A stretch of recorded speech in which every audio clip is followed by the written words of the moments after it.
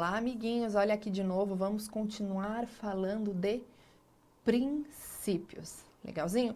Então, nós falamos na aula passada do princípio protetor, que envolve outros 3 princípios, indúbio pró-operário, aplicação da norma mais favorável e condição mais benéfica, legal? Agora a gente vai continuar aqui falando do princípio da irrenunciabilidade, legal? Então, assim, a gente tem que partir do pressuposto que os direitos trabalhistas, eles são irrenunciáveis e indisponíveis. Eu não posso dispor deles ou renunciar.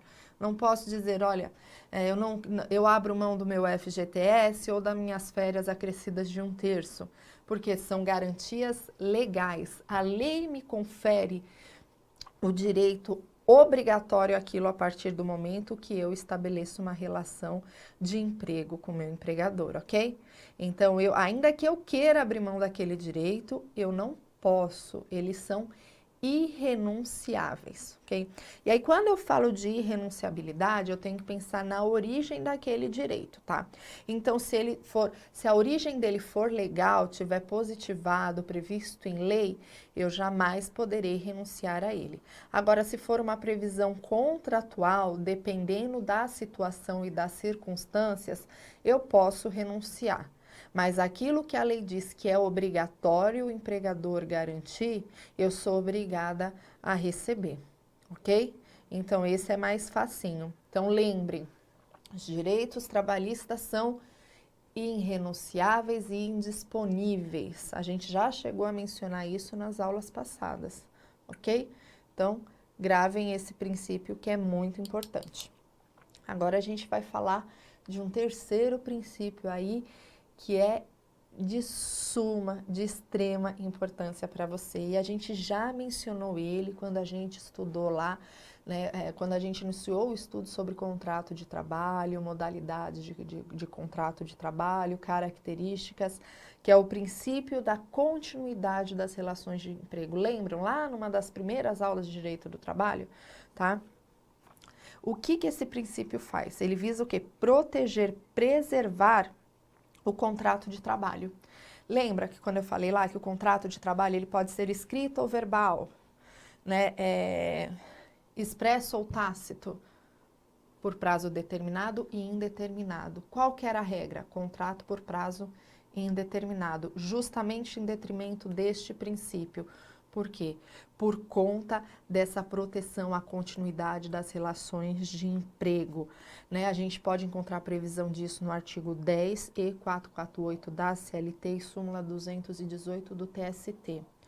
Por que isso? Por conta da função social do emprego, né? Para garantir o que? A subsistência do indivíduo e dos seus demais, dos seus familiares. Vocês lembram que a gente falou um pouco disso, né? Que, ou seja, eu preciso ter a certeza que o mês que vem eu vou ter o meu salário, vou ter condições de pagar o meu aluguel, fazer minha despesa, arcar com as despesas médicas minha e de minha família, suportar as necessidades básicas do meu ambiente familiar. Lembram disso? E isso é uma forma que também de estimular a economia, estimular o comércio. Então, todo mundo ganha quando se tem renda fixa, quando se pode contar coordenado no fim do mês. Ok? Então, é justamente visando proteger essa relação, né, que nasceu esse princípio da continuidade das relações de emprego. E aí a gente pensa assim, poxa, mas todo contrato, a maioria, 90% deles já nascem como sendo por prazo determinado por conta do contrato de experiência, né, previsto na CLT. Só que o que ocorreu com o tempo foi que uma inversão de valores, né? Então, a exceção virou regra e a regra exceção. Mas o certo é que todo contrato, ele obrigatoriamente, ele deve nascer como sendo contrato por prazo indeterminado. E a exceção é o contrato por prazo determinado. Tá? E quando eu tenho um contrato por prazo determinado, ele só é válido se ele for escrito. E aí, quando eu falo de contrato escrito, lembrando que já foi dito nas aulas passadas, contrato escrito é aquele instrumentalizado, tá? O registro na CTPS, ele não caracteriza aquele contrato como escrito, ele é inerente a essa condição. O registro na carteira, ele é obrigatório para qualquer modalidade de contrato de trabalho, tá? Contratei? né, um funcionário, eu tenho que registrar, independente se é por prazo determinado ou indeterminado. A instrumentalização se dá através de um contrato, né, impondo direitos e obrigações assinado por ambas as partes. Legalzinho?